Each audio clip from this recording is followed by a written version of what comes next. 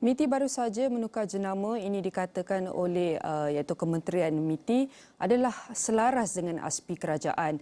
Dan izinkan saya berbahasa Inggeris untuk kita berbincang dan mengulas lanjut bersama pakar dan analisis kita, di mana the International Trade and Industry Ministry has been rebranded and will now be known as the Investment Trade and Industry Ministry MITI.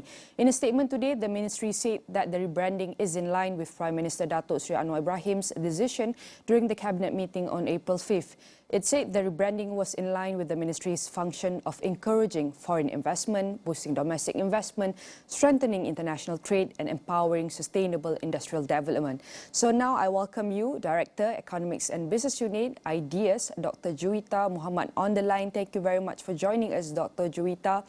First of all, can we have your reaction on this? What can you say about the rebranding of MITI? Why is it important for the government to have a dedicated ministry that focuses on investment? Thank you so much for having me.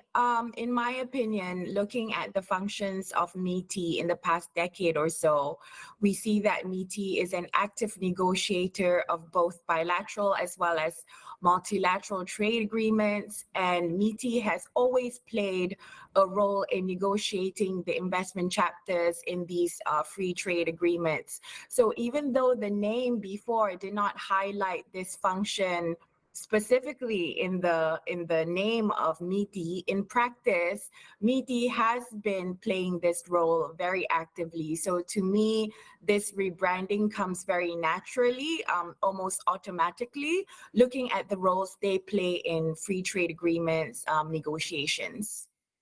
Now the name has already changed. We want to talk about the action. How can investment ministry attract both domestic and even foreign investment to a country? This is include the policies and measures to create a favorable investment environment. So coming back to the question, how can MITI attract both domestic and foreign investments?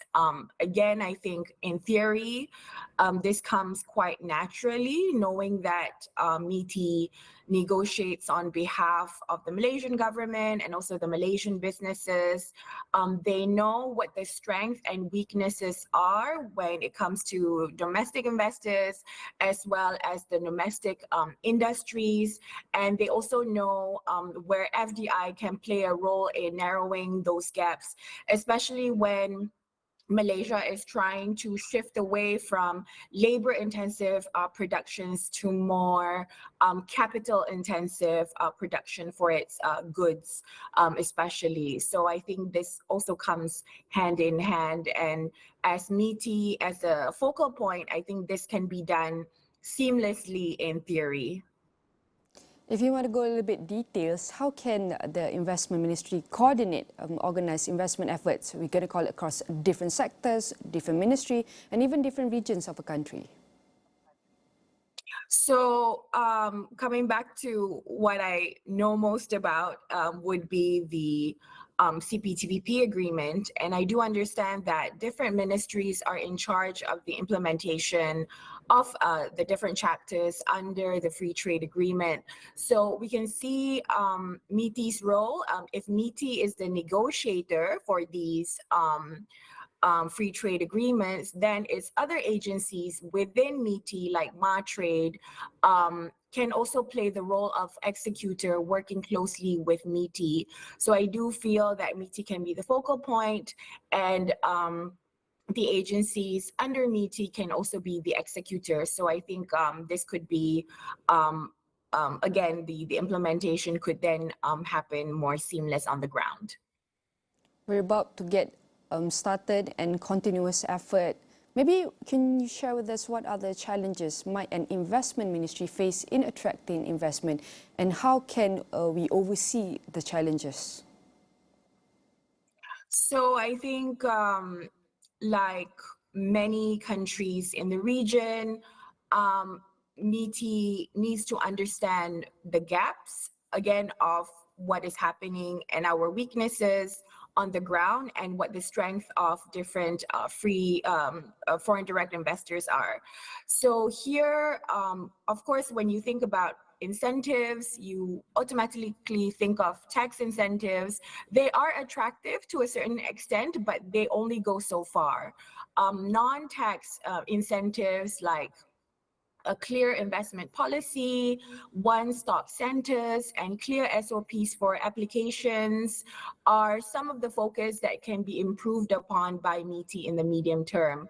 So when we talk to businesses and investors in Malaysia, they always say that ease of doing business actually supersedes cost of doing business in most cases in terms of importance. So I think we need to be looking at not just tax incentives, but also non-tax incentives to provide a more, a better environment for the investors to come in.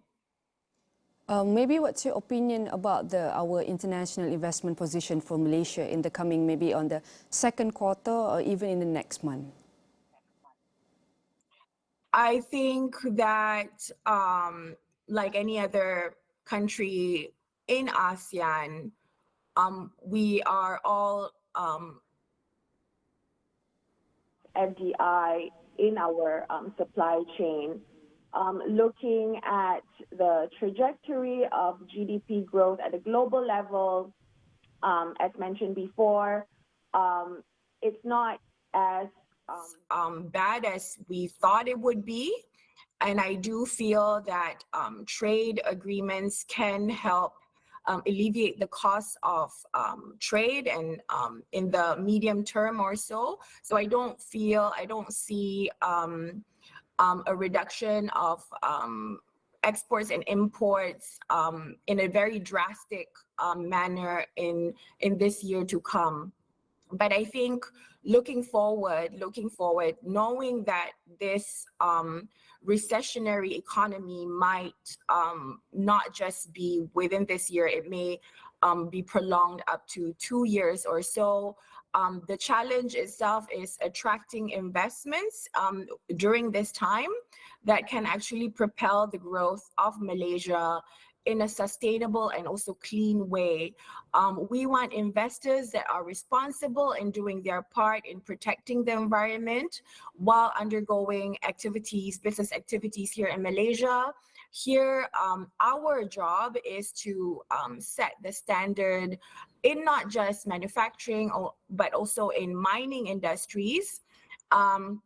And we shouldn't just look at the investment chapters per se and its commitments. We need to also look at those other chapters, those other factors when it comes to investments like labor rights, labor empowerment, as well as the protection of the environment. Definitely one of all the efforts that we should consider, that MITI is not just a name, it goes beyond about the rebranding. I want to say thank you very much to the Director Economics and Business Unit Ideas, Dr. Juwita Muhammad.